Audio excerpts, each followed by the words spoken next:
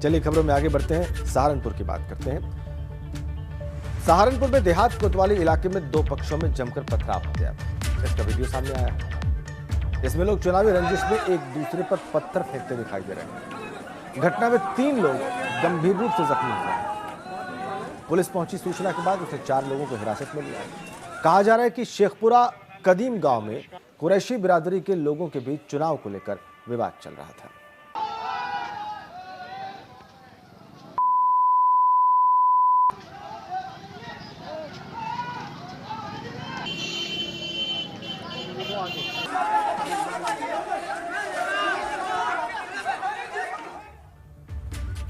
उधर वाराणसी में smart school का सपना साकार होता दिख रहा है। यहां पर 14 करोड़ की लागत से उच्चतर माध्यमिक विद्यालय की बिल्डिंग बनकर तैयार है और ये देश की पहली ऐसी बिल्डिंग कही जा रही है जहां स्मार्ट व्यवस्थाएं हैं। बिल्डिंग में लिफ्ट है, साथ ही वाटर हार्वेस्टिंग का इंतजाम किया गया है। अग्निशमन उपकरणों की व्यवस्था भी है। ये स्कूल 1500 वर्ग मीटर में फैला है। स्मार्ट एजुकेशन के सपने को साकार करता वाराणसी का एक विद्यालय इस वक्त आपके सामने है। स्मार्ट सिटी इसको डेवलप कर रहा है। उच्चतर माध्यमिक विद्यालय मछोदरी के नाम से ये जाना जाता था। कक्षा 8 तक के बच्चे यहाँ पर शिक्षा ग्रहण कर सकेंगे और इस विद्यालय की बिल्डिंग में वाटर हार्वेस्टिंग, इसके साथ ही स्किल डेवलपमेंट सहित जो भी चीज़ें शिक्षा से संबंधी हैं वो सारी चीज़ें यहाँ पर लागू होती दिखाई देंगी। तो अपने तरह का पूरी तरह से स्मार्ट विद्यालय 14 करोड़ की लागत और बनारस में ये बिल्डिंग बनकर तैयार है। कहा जा रहा है कि ये बिल्डिंग देश की पहली बिल्डिंग होगी जो शिक्षा के नए आयाम को दर्शाती हुई नजर आएगी। कैमरामैन विशेष के साथ नीतीश कुमार पांडे, एबीपी गंगा, वाराणसी। अब बात अयोध्या की। यहाँ पर सरयू महोत्सव के मौके पर आस्था और श्रद्धा का जनसैलाब दिखाई दिया। लाखों की तादाद में श्रद्धालु, भगवान श्री राम के भक्त सरयू नदी के किनारे इकट्ठे हुए और सरयू मैया के जयकारे लगाते हुए दिव्य सरयू आरती में शिरकत की। सरयू माता की आरती के मौके पर तमाम महंत भी मौजूद रहे। मान्यता है कि भगवान वशिष्ठ माता सरयू को धरती पर लेकर आए और इसी कारण से धूमधाम के साथ सरयू महोत्सव मनाया जाता है। सरयू महोत्सव के मौके पर सरयू माता की आरती उतारी गई और 1.25 क्विंटल दूध से माता सरयू का जलाभिषेक किया गया। माता सरयू को इस मौके पर चुनरी भी चढ़ाई गई, साथ ही 5100 बत्ती की आरती भी उतारी गई। पिछले 2 सालों से सरयू महोत्सव मनाया जा रहा है और इस दौरान भगवान राम और माता सरयू के भक्त अयोध्या में इकट्ठे होते हैं और विधि विधान के साथ माता सरयू की आरती उतारकर पूजा अर्चना करते हैं। पहचान माँ सरयू जी से है और आज माँ सरयू जी का जन्मोत्सव है, लेकिन दुर्भाग्य है कि कोविड जो ये चल रहा है महामारी, उसके नाते माता जी के जन्मोत्सव में बड़ी भारी विघ्न पड़ी हुई है। विगत 2 वर्षों से माता जी का जन्मोत्सव सरयू जयंती महोत्सव नहीं मनाया जा सकता है। बृहद रूप से, सूक्ष्म रूप से जो ठाकुर जी का पूजन अर्चना है, माँ जी का जैसे आपने देखा अभी दुग्धाभिषेक हुआ, माँ सरयू जी का पूजन हुआ, चुनरी अर्पण की गई और अब सायंकाल 7 बजे माँ सरयू जी की महाआरती होनी है। और बात मौसम की कर लेते हैं। यूपी में मौसम का अलर्ट जारी हुआ है। कई इलाकों में आंधी बारिश आ सकती है। चेतावनी मौसम विभाग की तरफ से दी गई है कि 10 जिलों में रेड अलर्ट और 12 जिलों में ऑरेंज अलर्ट रहने वाला है। तेज हवाओं के साथ बारिश हो सकती है। साथ ही 12 जिलों में येलो अलर्ट भी जारी किया गया है।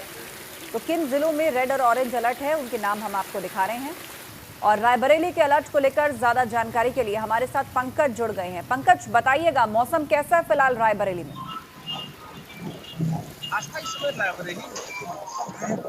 मध्यम बादल के साथ में है, हल्की हल्की धूप निकली हुई है और बादल जो है थोड़े थोड़े से दिखाई पड़ रहे हैं, लेकिन ना तो पूरी तरह से बादल है और ना ही पूरी तरह से धूप है, जिसकी वजह से उमस काफी यहाँ पर रायबरेली में है।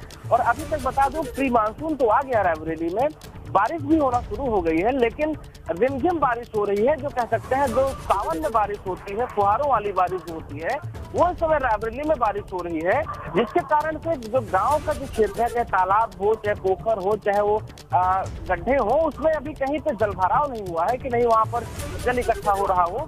तो कह सकते हैं कि तेज बारिश रायबरेली में अभी तक नहीं हुई है। जो बारिशें हुई है वो रिमझिम बारिश हुई है, धीरे धीरे बारिश हुई है। तो इस तरह से अभी तक जो मौसम रहा है, ठीक है एक पंकज। जो सबसे बड़ा नेगेटिव रायबरेली में रहा है कि बारिश होने के बाद में यहाँ पर धूप निकल आती है, जिसकी वजह से उमस और पसीने के कारण लोगों का यहाँ पर काम करना, बाहर निकलना तक मुहाल हो चुका है यहाँ पर। जी जी जी जी, बहुत बहुत धन्यवाद आपका पंकज। आपने कहा कि फुहारों वाली बारिश हो रही है, तेज बारिश नहीं हुई। आगे बढ़ते हैं। उन्नाव में पूर्व विधायक कुलदीप सेंगर का नाम एक बार फिर भारतीय जनता पार्टी की किरकिरी का सबब बन गया।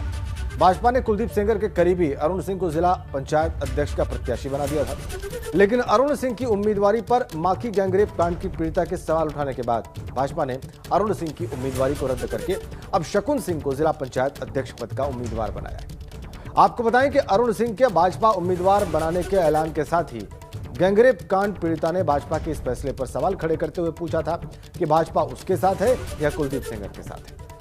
गैंगरेप पीड़िता का कहना था कि एक तरफ भाजपा कहती है कि उसकी सरकार में गुनहगारों को जेल भेजा जाएगा और दूसरी ओर उसने गैंगरेप और हत्या के आरोपी अरुण सिंह को जिला पंचायत अध्यक्ष पद का प्रत्याशी बना दिया।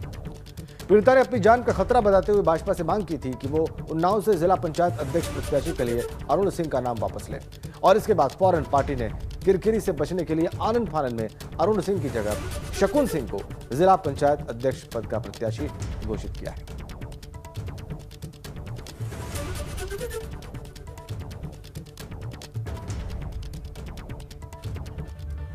तो उन्नाव से भाजपा प्रत्याशी के तौर पर अरुण सिंह की उम्मीदवारी रद्द होने पर माखी गैंगरेप कांड की पीड़िता ने वीडियो जारी करके इस फैसले पर अपनी खुशी जाहिर की है।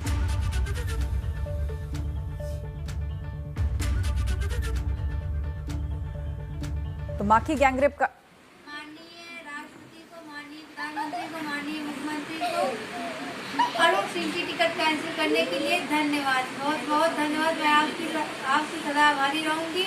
सारे न्यूज वालों, सारे चैनल वालों को हमारी तरफ से धन्यवाद। Thank you so much. माननीय राष्ट्रपति को, माननीय प्रधानमंत्री को, माननीय मुख्यमंत्री को अरुण सिंह की टिकट कैंसिल करने के लिए धन्यवाद, बहुत बहुत धन्यवाद। मैं आपकी सदा आभारी रहूंगी। सारे न्यूज वालों, सारे चैनल वालों को हमारी तरफ से धन्यवाद। जिला पंचायत अध्यक्ष चुनाव के लिए नामांकन में अब सिर्फ 2 दिनों का वक्त बाकी रह गया है। भाजपा और सपा ने अपने अपने प्रत्याशियों की घोषणा कर दी है, लेकिन गाजियाबाद जिला पंचायत अध्यक्ष पद पर किस पार्टी का कब्जा होगा, इसको लेकर सस्पेंस कायम है, क्योंकि गाजियाबाद में जिला पंचायत की 14 में से सबसे ज्यादा 5 सीटें जीतने वाली बहुजन समाज पार्टी ने अब भी अपने पत्ते नहीं खोले, जबकि सिर्फ अपने 2 सदस्यों और एक निर्दलीय के बल पर भाजपा ने ममता त्यागी को मैदान में उतार दिया है। समाजवादी पार्टी ने राष्ट्रीय लोकदल के साथ मिलकर बसपा के बागी विधायक असलम चौधरी की पत्नी नसीम बेगम को साझा प्रत्याशी बनाया है, और अब सपा और भाजपा दोनों की नजरें बसपा के 5 जिला पंचायत सदस्यों पर जा टिकी है, क्योंकि यही तय करेंगे कि गाजियाबाद जिला पंचायत अध्यक्ष पद की कुर्सी पर कौन बैठेगा। दूसरी ओर बसपा अब भी हाईकमान के निर्देशों का इंतजार कर रही है। जो आपको मैं दिखा रहा हूँ, इनके भाई का, ये इन्होंने लोगों की ये 2 पेज का इतिहास असलम चौधरी जी का है, जो मैं आपको दिखा रहा हूँ, और ये आम जनमानस तक भी पहुंचेगा आपके माध्यम से। जो बसपा हाईकमान है, जो पश्चिम उत्तर प्रदेश को माननीय शमसुद्दीन रैनी साहब देख रहे हैं, तो जो उच्च आदेश मुझको प्राप्त होंगे मैं उनका पालन करूँगा। सर बहुत कम समय बचा है अभी नॉमिनेशन के लिए, और अभी तक पार्टी का सदस्य ना घोषित करना, कहीं ना कहीं ऐसा तो नहीं है जो बीएसपी के जो विधायक, बागी विधायक हैं असलम चौधरी, उनकी जो वाइफ है वह जिला पंचायत अध्यक्ष के लिए प्रत्याशी हैं सपा पार्टी की तरफ से, कहीं अब उन्हें हराने के लिए ऐसा किया जा रहा हो? देखिए, बहुजन समाज पार्टी जो हाईकमान है बिल्कुल सजग हैं और हर उस पर नज़र बनाए हुए हैं। जो भी फैसला होगा अच्छा फैसला होगा। जनपद गाजियाबाद में जिला पंचायत अध्यक्ष का जो है नॉमिनेशन की तारीख 26 रखी गई है और 3 तारीख का जो है चुनाव है। समाजवादी पार्टी और राष्ट्रीय लोकदल के संयुक्त प्रत्याशी नसीमा बेगम जो है चुनाव मैदान में है।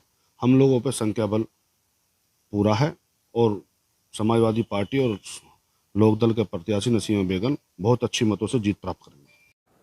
उत्तर प्रदेश के नए पुलिस महानिदेशक की नियुक्ति का काउंटडाउन शुरू हो चुका है। 29 जून को यूपी के नए डीजीपी की नियुक्ति के लिए यूपीएससी की बैठक होने वाली है। इसमें यूपी सरकार की तरफ से डीजीपी पद के लिए भेजे गए नामों पर मंथन होगा और फिर 3 ऑफिसर्स के नाम यूपी सरकार के पास भेजे जाएंगे और उन्हीं तीनों नामों में से मुख्यमंत्री योगी आदित्यनाथ किसी एक ऑफिसर को यूपी के डीजीपी पद पर नियुक्त करेंगे।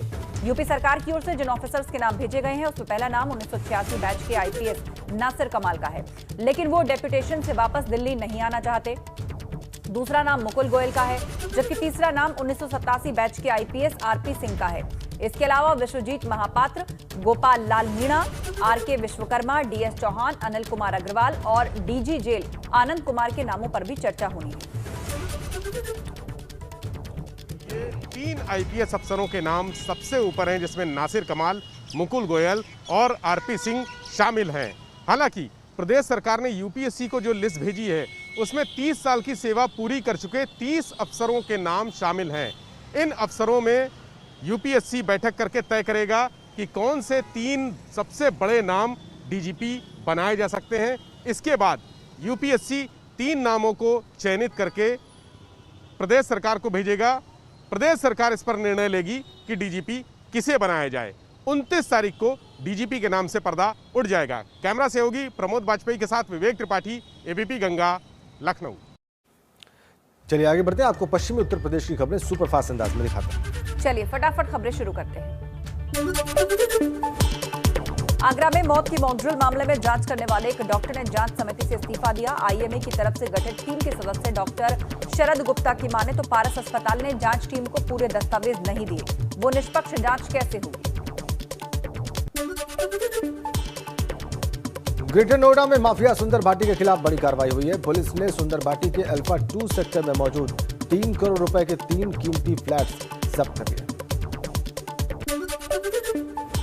गाजियाबाद में पुलिस और बदमाशों की मुठभेड़ हो गई, जिसमें एक बदमाश गोली लगने से घायल हो गया, जबकि दूसरा मौके से फरार हो गया। ये बदमाश महिला का मोबाइल छीनकर भाग गए थे।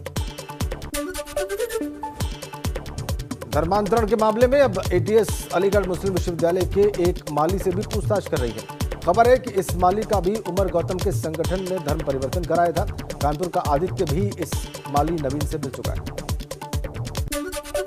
मथुरा में एक्सप्रेसवे पर जांच करने पहुंची वाणिज्य कर का सचल दल हादसे का शिकार हो गया। तेज रफ्तार कैंटर ने चेकिंग टीम को टक्कर मारी। हादसे में 2 लोगों की मौत हो गई और 5 लोग घायल हो गए। हाथरस में प्रसव के दर्द से कराती महिला को डॉक्टर ने अस्पताल से बाहर निकाल दिया। इसके बाद महिला ने खुले आसमान के नीचे बच्चे को जन्म दिया। डीएम ने मामले का खुद संज्ञान लेकर जांच कराई। एटा में बीजेपी नेता के बेटे सुरजीत यादव की दबंगई का वीडियो वायरल हुआ, जिसमें वो हथियार के बल पर धमकाता दिख रहा है। वीडियो में ब्याज वसूली का मामला दिख रहा है। पुलिस मामले की जांच कर रही है।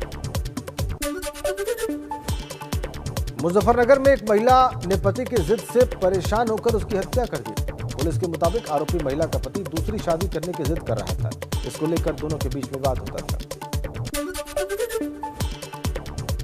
मेरठ के बजौट गांव में पति पर हमलावरों की गिरफ्तारी न होने से नाराज महिला बच्चों को अनाथालय छोड़ने पहुंच गई, जिसकी खबर लगते ही एसपी सिटी ने गिरफ्तारी की बात कही है।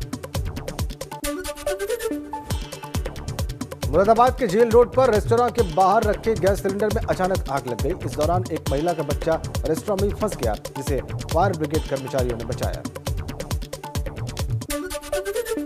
चलिए खबरों में आगे बढ़ते हैं। एक बड़ी खबर हमारे पास है। तीरथ सरकार की कैबिनेट बैठक है आज शाम 5 बजे। सचिवालय में बैठक होगी। सीएम तीरथ की अध्यक्षता में कैबिनेट बैठक होगी और कई अहम फैसलों पर इस कैबिनेट बैठक में मुहर लग सकती है। 4 धाम यात्रा से लेकर कई मुद्दों पर इस बैठक में मंथन होगा। 4 धाम यात्रा को लेकर हाईकोर्ट के निर्देश के बाद राज्य सरकार की तैयारियों को लेकर इस कैबिनेट में मंथन किया जाएगा। इसके अलावा कोविड-19 की तीसरी लहर को लेकर राज्य सरकार कैबिनेट में कई अहम फैसले ले सकती है और साथ ही साथ शिक्षा, पर्यटन और गृह विभाग के कई महत्वपूर्ण फैसलों पर मुहर लग सकती है।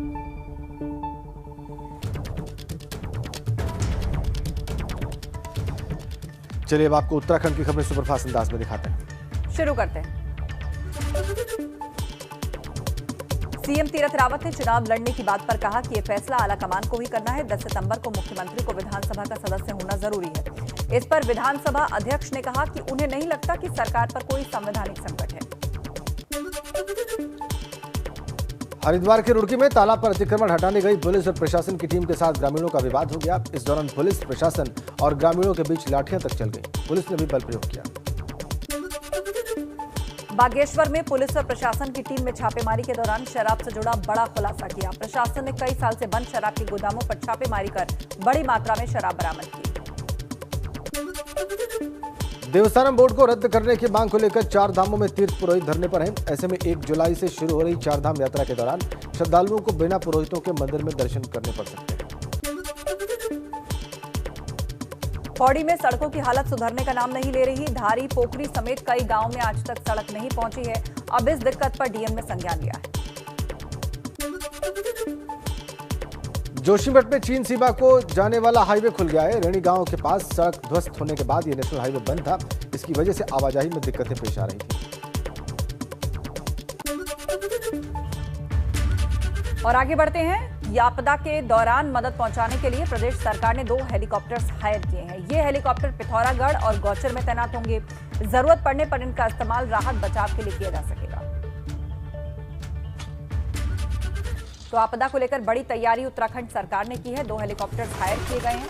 पिथौरा और गौचर में इन्हें तैनात किया गया है। आपदा के दौरान तैनात मदद के लिए ये इस्तेमाल किए जाएंगे। राहत बचाव के लिए इनका इस्तेमाल होगा। कर दिए हैं। पहली बार हमने एक पिथौरागढ़ में हायर करके रखा है और एक गौचर में रखा है, क्योंकि आपदा के दृष्टि से हमने इस बार ये सोचा कि अगर कोई भी दिक्कत होती तो हम उसको एयर लिफ्ट करा सकते हैं। तो वो तो इस बार तो हो गया है, लेकिन हम चाहते हैं कि भारत सरकार हमको 2 एयर एम्बुलेंस दे दें। और मुख्यमंत्री जी ने भी, गृह मंत्री जी से बात की है, मैंने भी की है। मुझे लगता है कि कोई ना कोई अच्छा निर्णय में इसमें जरूर है। इधर टिहरी में, चलिए आगे बढ़ते हैं। टिहरी में तिब्बत सीमा से लगते ऐसे कई गांव हैं जहां आज भी मोबाइल कनेक्टिविटी की समस्या है। कोरोना के वक्त में भले ही शहरों में बच्चे ऑनलाइन पढ़ाई कर रहे हों, मगर यहां पर आकर तो ऑनलाइन के मायने ही कुछ नहीं बचते हैं।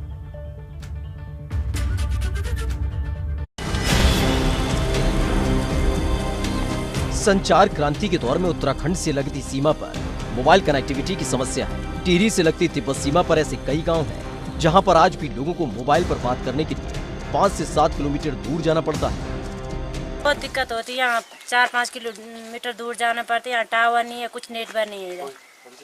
जब परेशानी होती है, कुछ बीमार हो तो रात जाना पड़ता है बहुत दूर। भिलंगना ब्लॉक का सीमांत गंगी गांव नई टिहरी जिला मुख्यालय से करीब 120 किलोमीटर दूर है। ये गांव भारत तिब्बत सीमा पर बसा है। गंगी गांव डिजिटल इंडिया के इस दौर में मोबाइल नेटवर्क और इंटरनेट से कोसों दूर है। ना हमारी ढंग से पढ़ाई हो पाती है, ना कुछ। आजकल ऑनलाइन पढ़ाई चल रही है हमारे गांव में, ना तो किसी की ऑनलाइन पढ़ाई चल रही, ना कुछ। इंटरनेट हमको पता ही नहीं है। जब से स्कूल बन रहे तब से हमारी पढ़ाई रुक चुकी है। पिछले कई साल से समस्या जस की तस बनी हुई है। स्थानीय विधायक के पास कोविड का बहाना है तो प्रशासन के पास कुछ और कहानी है। देखिए, जियो वालों ने 17 जियो के टावर घनसाली विधानसभा के लिए सैद्धांतिक स्वीकृति मुझे दे चुके हैं, जिसमें मैंने जियो वालों से पूरा सर्वे करा चुका हूं।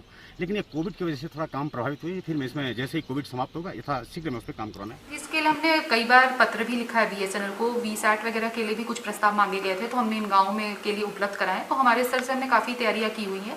बाकी सैटेलाइट फ़ोन वगैरह जनपद में पुलिस के पास और आपदा के कंट्रोल रूम और इवन राजस्व अधिकारियों के पास बहुत पर्याप्त मात्रा में है, जिससे कि किसी इमरजेंसी में संपर्क साध करके आगे कार्रवाई की जा सके। ये कहानी सिर्फ अकेले गंगी गांव की नहीं, बल्कि भिलंगना ब्लॉक के तिनगढ़, तोली, गेवाली, चखाड़ा समेत ऐसे कई और गांव हैं जहां पर मोबाइल नेटवर्क की समस्या है। आपदा की दृष्टि से भी ये इलाका काफी संवेदनशील है। बावजूद इसके यहाँ पर नेटवर्क की समस्या बनी हुई है। एबीपी गंगा के लिए टिहरी से अंकित मित्तल की रिपोर्ट।